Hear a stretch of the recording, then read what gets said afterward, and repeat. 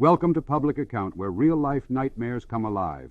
Prepare to be haunted by chilling tales of the unknown, drawn from actual events. Lights off, volume up, and remember, these horrors are closer than you think.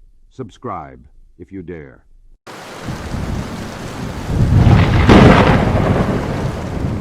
Free Meat, a chilling tale from a Walmart parking lot, early 2010s. In the dead of night, under the dim glow of street lamps in a nearly deserted Walmart parking lot, an eerie scene unfolds. It's a story that would send shivers down the spine of any passerby and become the talk of the town for its mysterious and macabre nature. This is the story of the Free Meat incident, an unsettling event that would leave more questions than answers in its wake. The Craigslist ad. It all began with a seemingly innocuous Craigslist ad. The advertisement, posted anonymously, offered free meat to anyone willing to pick it up from the parking lot of a Walmart at the unconventional hour of 3 a.m. In an era where online transactions and pickups had become commonplace, this offer might not have raised immediate suspicion. However, the odd timing and lack of details provided a foreboding air to the entire ordeal. The arrival. As the witching hour approached, a few curious and perhaps brave individuals, driven by either need or the lure of something free, made their way to the designated meeting spot. The parking lot, usually bustling during the day, was eerily quiet, with only the occasional car passing by. The moon cast a pale light, creating long shadows that played tricks on the eyes. The van. The centerpiece of this chilling tableau was an old windowless van parked in a far corner of the lot. Its age was evident in its rusted edges and the faint whir of an engine that had seen better days. The van, with its doors ajar, beckoned the few who had arrived to partake in the bizarre offering. It was from this van that the free meat was to be distributed, the coolers. Inside the van, several coolers were arranged in a haphazard fashion. These containers, typically used for benign purposes like picnics or camping trips, now took on a sinister aspect. The coolers, some stained and looking worse for wear, were filled with meat. But this was not your ordinary grocery store fare. The discovery. The individuals who had gathered, driven by a mix of curiosity and apprehension, inspected the contents. The meat, cut into various sizes and shapes, bore an unsettling resemblance to human flesh. The realization dawned slowly, a creeping horror that turned stomachs and quickened pulses. The meat, they suspected, was human, the aftermath. Before long, the police were notified. The area was cordoned off, transforming the parking lot into a crime scene. The early morning hours saw detectives and forensic teams arriving, their faces set in grim lines as they began their investigation. The coolers were carefully examined and the meat was taken for analysis. The van, with no clear owner or registration, added another layer of mystery to the incident. It seemed as if it had been abandoned there, left as a silent witness to the night's unsettling events, the investigation. The following days were filled with a flurry of activity and speculation. The police worked tirelessly, trying to piece together the puzzle. The community was abuzz with rumors and theories, each more outlandish than the last. Was it a prank, taken too far, or something more sinister? The forensic analysis of the meat became a critical component of the investigation. The possibility that it was human remained sent waves of fear and disgust through the community. People were interviewed, leads were followed, but the truth remained elusive. The unanswered questions.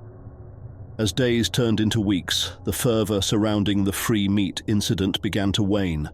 The police investigation continued, but no definitive conclusions were reached. The origin of the meat, the owner of the van, and the intent behind this macabre event remained shrouded in mystery. The legacy. The free meat incident left an indelible mark on the community. It became a cautionary tale about the dangers lurking in the shadows of the online world and the eerie happenings that can occur in the most mundane of places. For those who witnessed it, and for those who heard of it, the Walmart parking lot would never be the same. It transformed from a simple shopping destination to the backdrop of a chilling mystery, a reminder that not everything is as it seems and that sometimes free comes at an unimaginable cost. In the end, the free meat incident remains a puzzle with missing pieces, a story with no end. It's a tale that continues to haunt the memories of those involved and stirs the imagination of those who hear it, a chilling reminder of the mysteries and dangers that can hide in the most unexpected of places.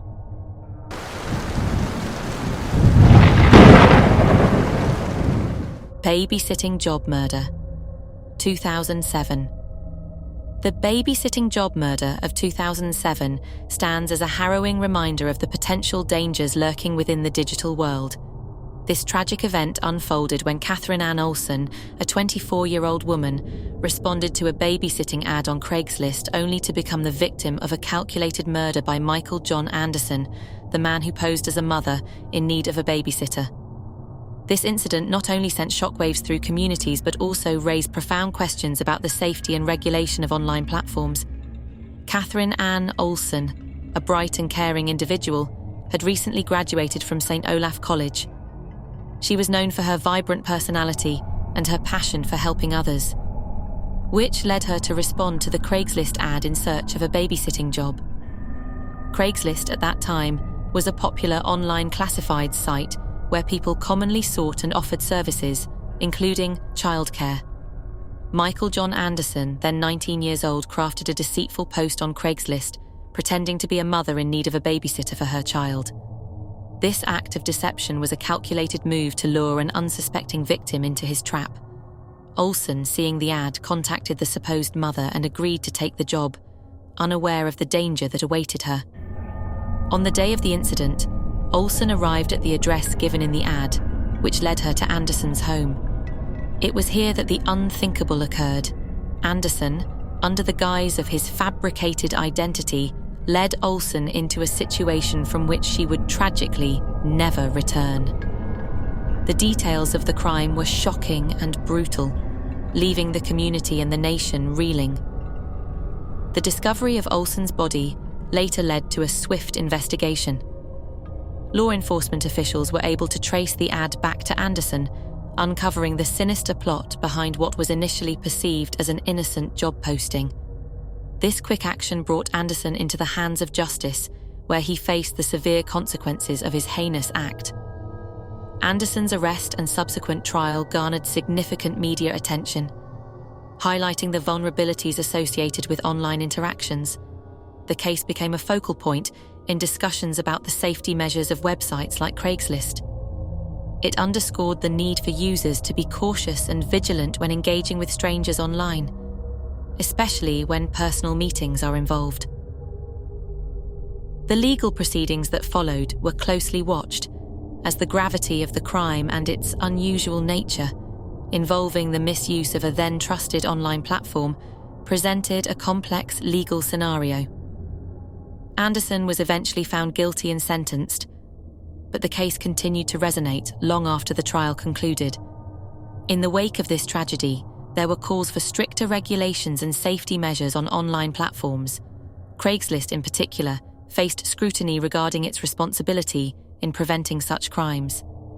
The incident led to changes in how Craigslist and similar sites monitored and managed their content, emphasizing the importance of user safety and the role of technology companies in safeguarding their communities.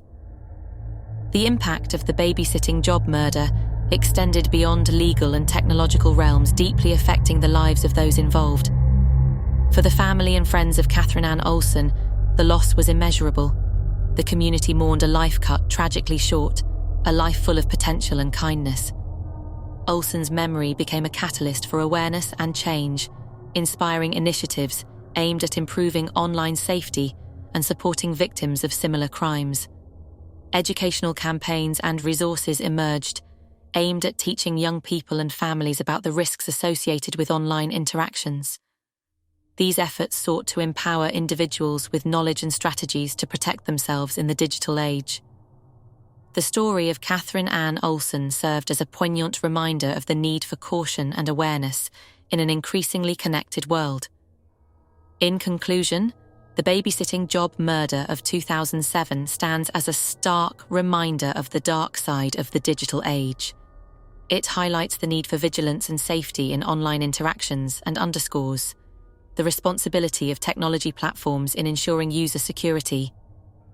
This tragic event not only left an indelible mark on the lives of those directly affected, but also sparked a broader conversation about trust, safety, and responsibility in the digital era.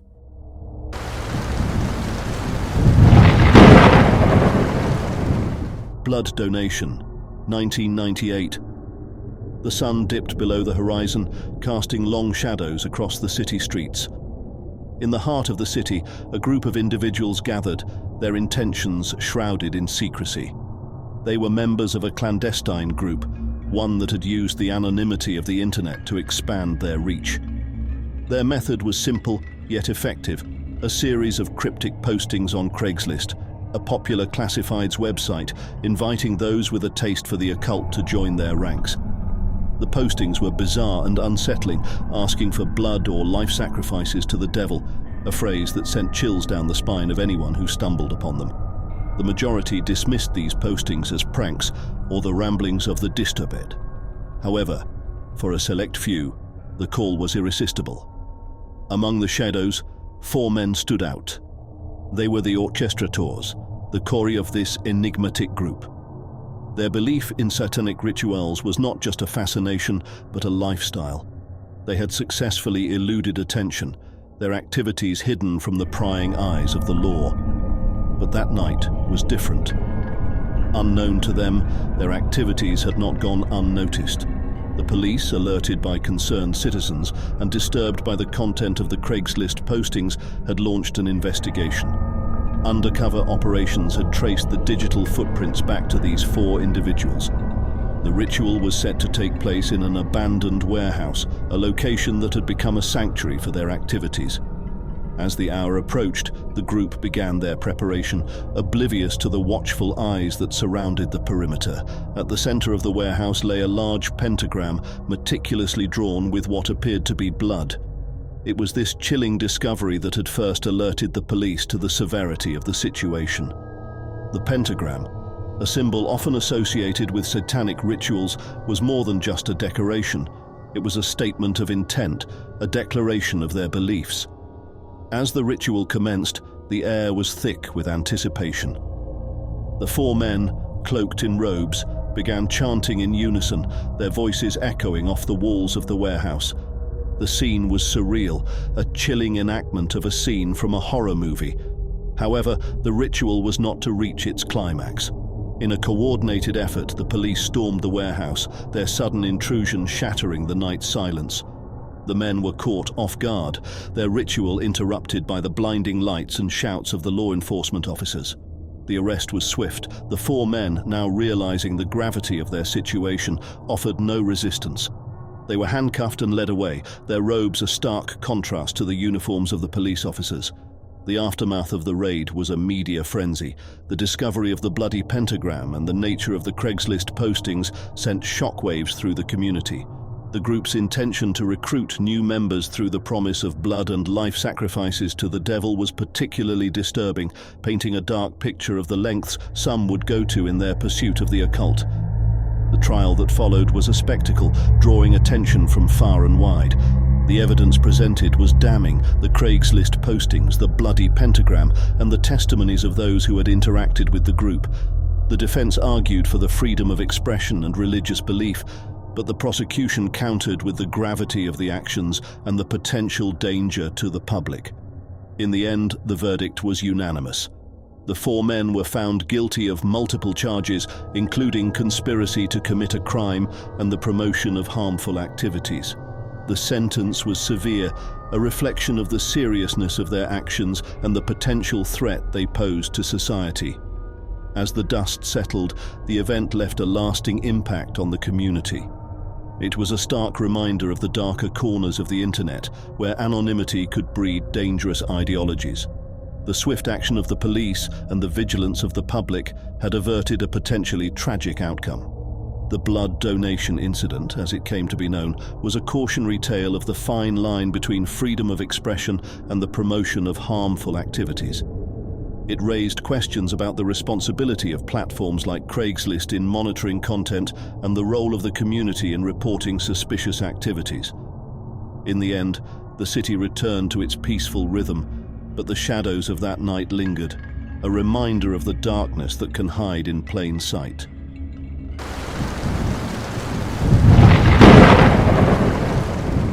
The roommate with a secret. The incident that unfolded in 2003 involving Brian Boucher and his Craigslist roommate Dino Lauren Smith is a tale that intertwines the unassuming nature of everyday life with the startling reality of criminal underworlds. This story, titled Roommate with a Secret, is not just about the discovery of a roommate's hidden past, but also a reflection on trust, surprise, and the unpredictable nature of human connections. In the early 2000s, the internet was rapidly transforming how people connected with one another. Craigslist, a website known for its classified ads, became a popular platform for finding roommates, among other things. Brian Boucher, like many others, turned to Craigslist in search of a roommate to share his living expenses. Little did he know that this seemingly mundane decision would lead him into a close encounter with a criminal past. Boucher's new roommate, Dino Lauren Smith, appeared to be an ordinary individual. He was personable, easy to get along with, and seemed to fit perfectly into the shared living arrangement. As days turned into weeks, the two men settled into a routine, sharing chores and occasionally engaging in friendly conversations. There was nothing in Smith's demeanor that hinted at anything out of the ordinary. However, as is often the case, appearances can be deceiving. One evening, as Boucher sat flipping through channels on the television, he stumbled upon a familiar face on America's Most Wanted, a popular TV show that featured real-life fugitives. To his utter shock, the face he recognized was none other than that of his roommate, Dino Lauren Smith. The revelation was startling. Smith was wanted for his involvement in a high-profile jewel heist. The heist, as detailed in the program, was a meticulously planned and daring operation. Smith, along with his accomplices, had managed to pull off a significant robbery, escaping with a substantial haul of precious jewels. The audacity and scale of the crime had made it a matter of national interest, eventually landing Smith on the list of America's most wanted criminals. Boucher, now faced with the reality that he was sharing his home with a wanted criminal, was thrown into a state of turmoil. The man he had come to know as a roommate and had started to trust was a fugitive, his friendly facade masking a much darker reality. This revelation brought forth a mix of emotions: disbelief, fear, and a sense of betrayal. Boucher grappled with what to do next, aware that his next steps could have serious implications. After much contemplation and a surge of civic duty, Boucher decided to contact the authorities. It was a decision that required courage, considering the potential danger of living with a criminal capable of such a grand heist. The police acted swiftly and Smith was arrested without incident, bringing an end to his time on the run. The aftermath of the arrest left Boucher in a state of reflection. The incident had a profound impact on him, reshaping his perspective on trust and the judgment of character. It also highlighted the unpredictability of life and how a single decision, as simple as choosing a roommate, can lead to unforeseen and dramatic events. Roommate with a Secret is not just a story about the apprehension of a wanted criminal. It's a narrative about the complexities of human relationships and the unexpected twists that life can present. It serves as a cautionary tale about the people we let into our lives and the hidden truths that might lie beneath the surface. For Boucher, it was an experience that he would unlikely forget, a startling reminder of the thin line between ordinary and extraordinary in the tapestry of human experiences.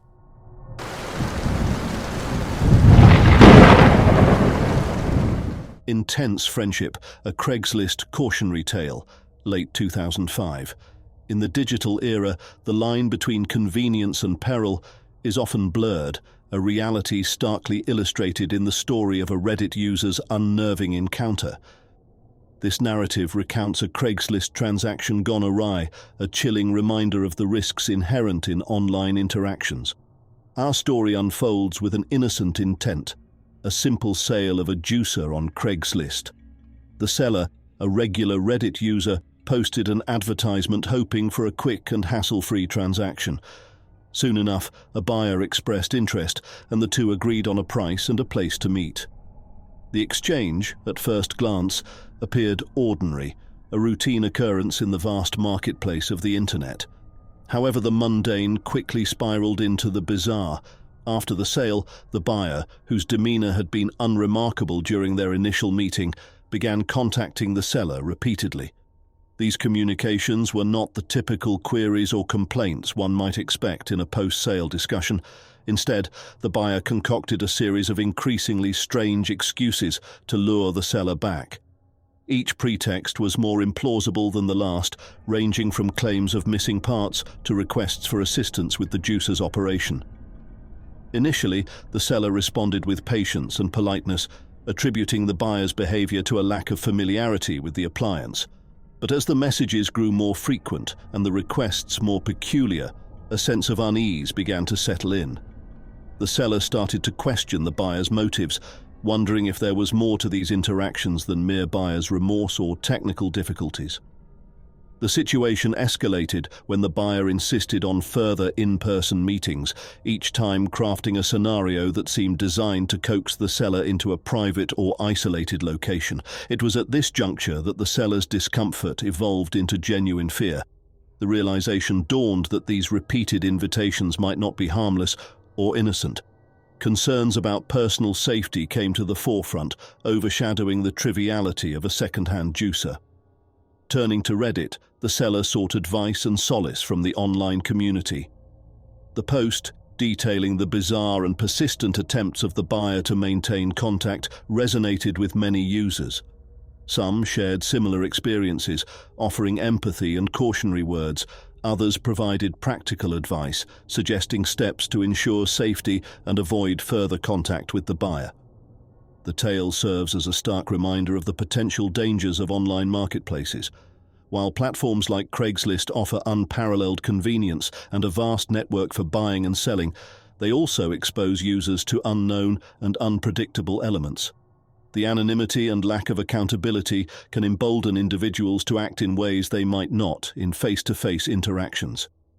In reflecting on this incident, several lessons emerge. Firstly, the importance of setting boundaries in online transactions cannot be overstated.